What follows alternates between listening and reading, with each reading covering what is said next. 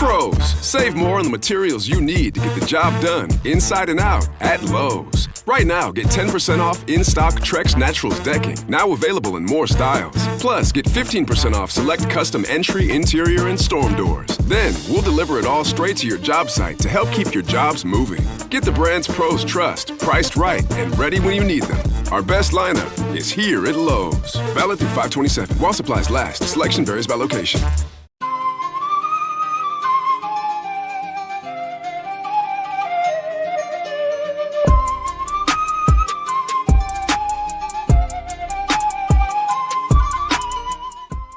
Hey guys, welcome to You the Boss podcast, episode 64.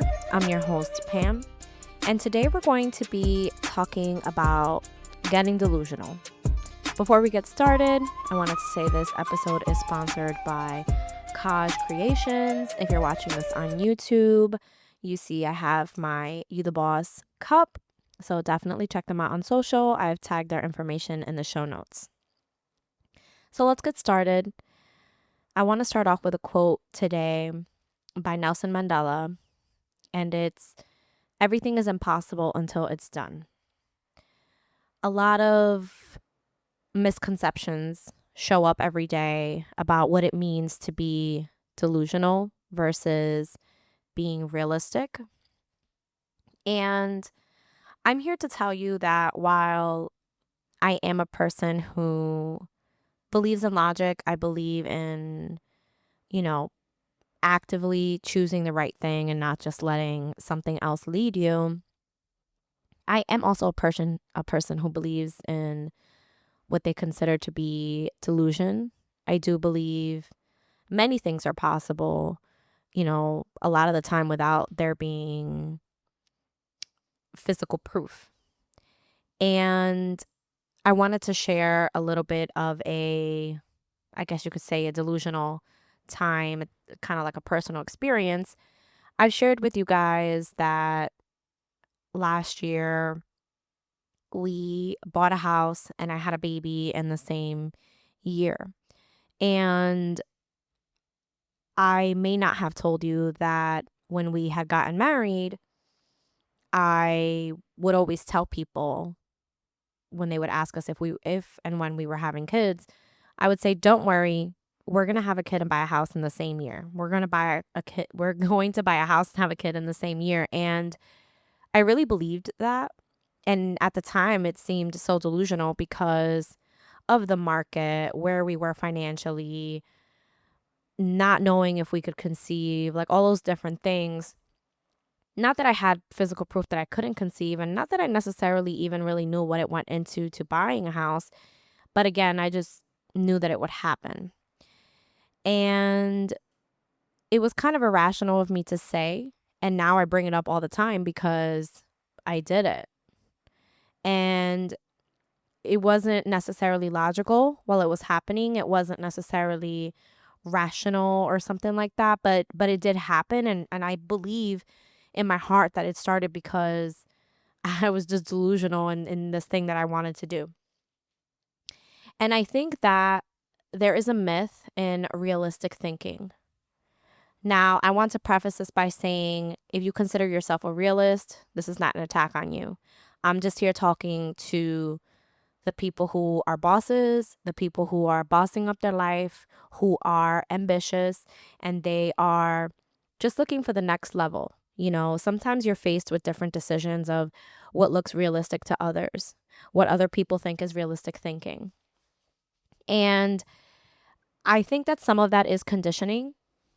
I think that when we choose to say that we're looking at things realistically, we're actually just looking at them from a quote unquote safe place. We want to find evidence in everything. We want to say, oh, but I'm a numbers person. I need to see the numbers. And some of those things are so real. I'm not taking away from that experience, but I am saying that sometimes evidence-based is just you leading from a sense of fear. And last week we did cover that. Last week we talked about who would you be without fear? And I hope that you're doing things that you do have fear in. But sometimes realistic thinking is also based in that. And I'm here to tell you that How come we tell children that they can do anything they put their mind to, and then we become adults who say, be realistic? And I think the biggest thing that I want you to take away from this episode today is that transformation starts with delusion. Everything that we put into fruition in our lives starts from a point of a delusion. It starts from a point of being told that you can't achieve something, even when it comes from a safe place. Like, well, Pam, you need to be realistic. Pam, you need to understand that that's just not for you. And I'm not talking about me, myself at 5'1", thinking that I could take on someone like LeBron James at however tall he is, who is a basketball superstar.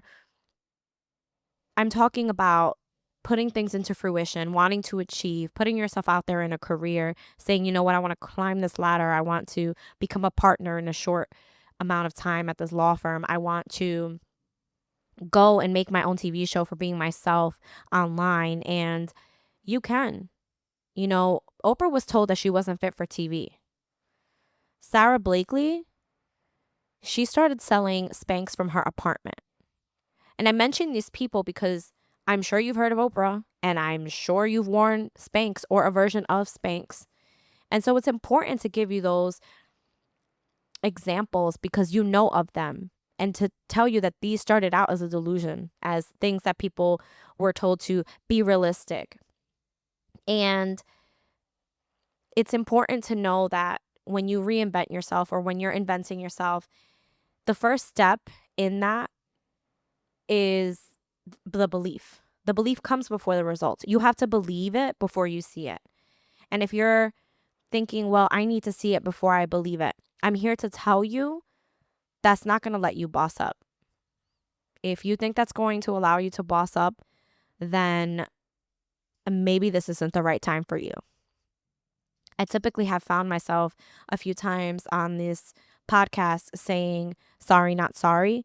And I'm pulling away from that, and I'm just going to tell you things and be open with you and be transparent, because I don't want to be sorry, not sorry anymore. I want to just be straight up with you.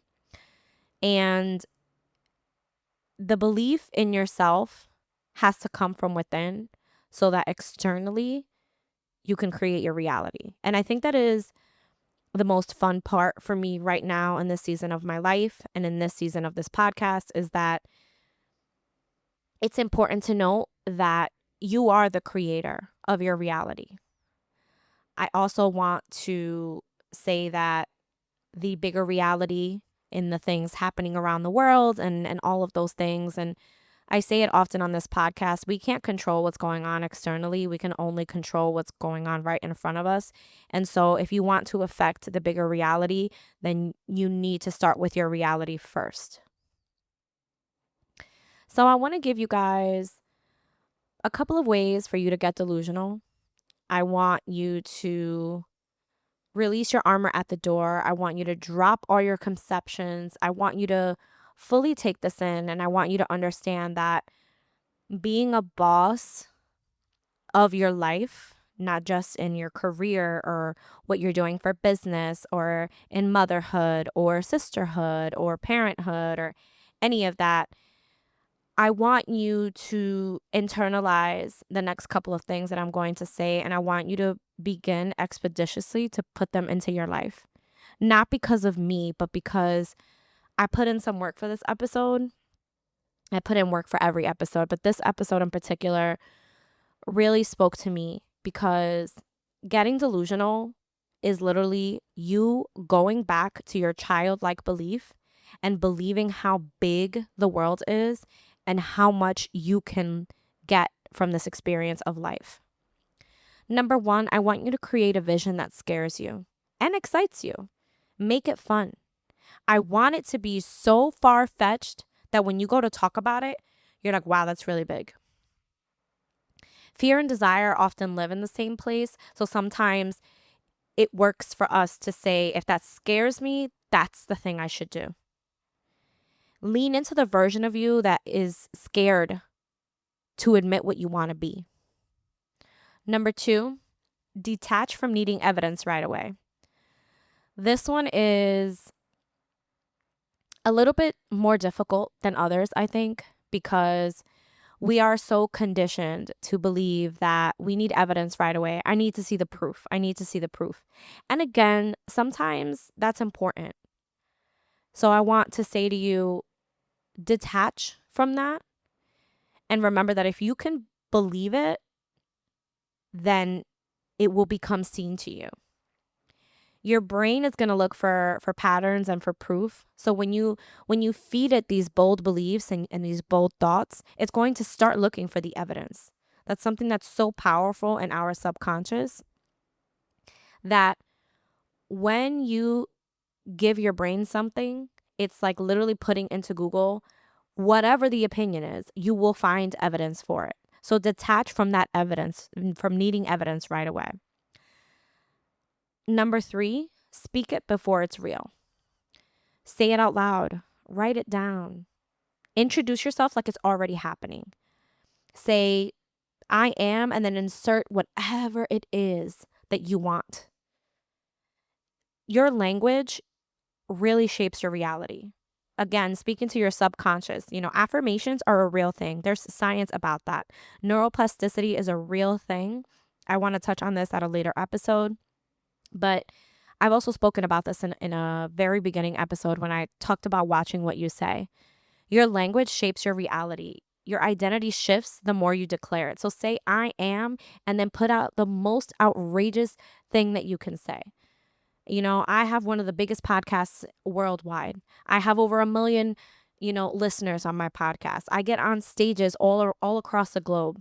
I am a well sought out speaker. If you hear all of those things, first of all, I just shared something very vulnerable with you from my own vision, but these are also affirmations that you have to say out loud. You have to write them down. You have to introduce yourself like it's already happening. Show up through your speech as you already are.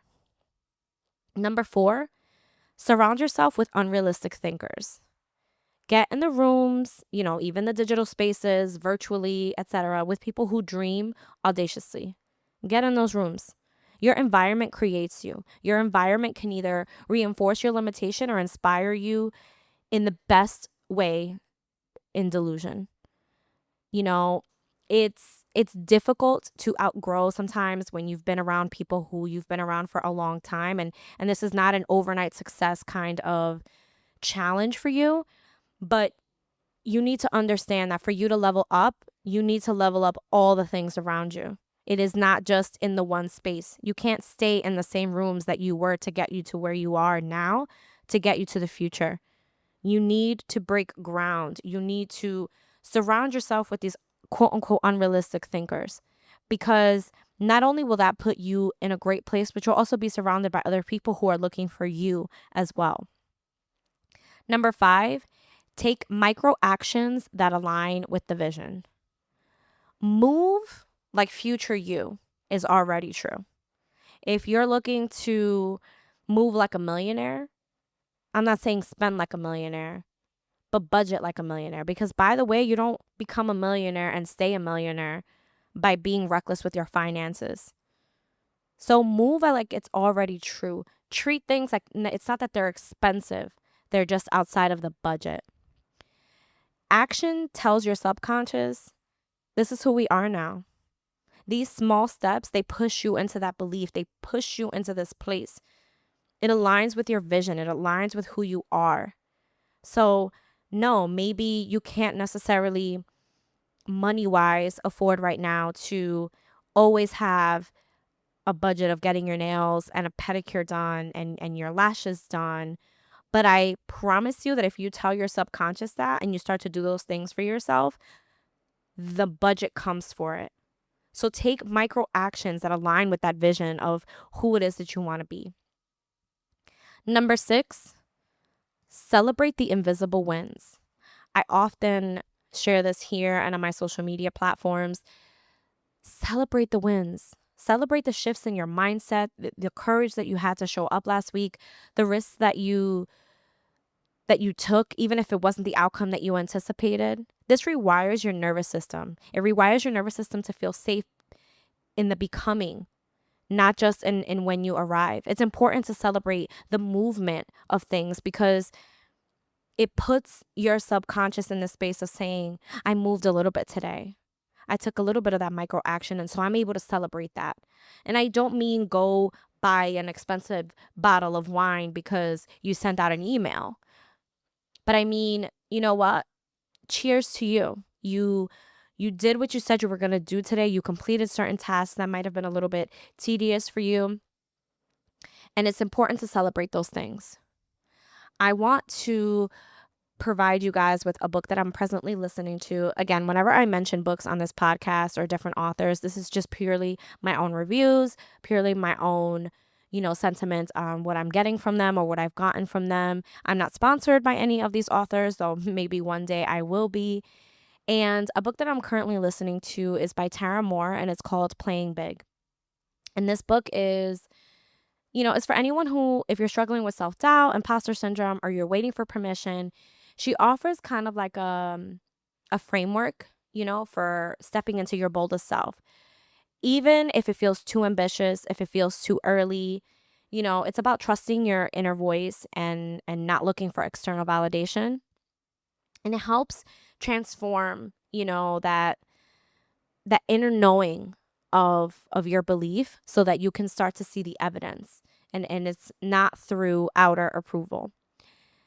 And before I end this episode, I want to remind you to leave us a review on wherever you listen to your podcasts. We're on all streaming platforms. Leave us a 5-star. We definitely appreciate it. And as always, thank you so much for listening. Come back again next week for another episode of You the Boss podcast.